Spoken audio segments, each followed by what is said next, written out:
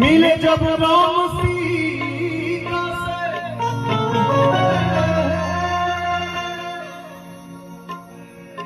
मिले जब राम सीता से, मिले जब राम सीता से, तो फुलवारी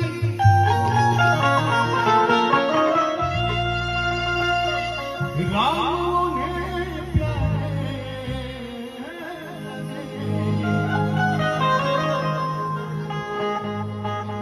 सीता लगी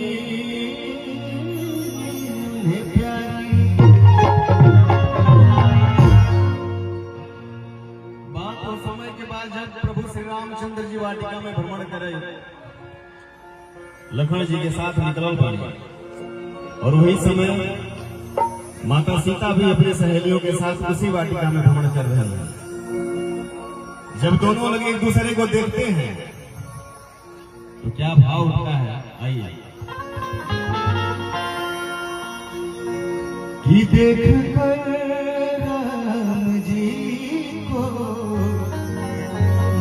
जनक नंदिनी बाग में वो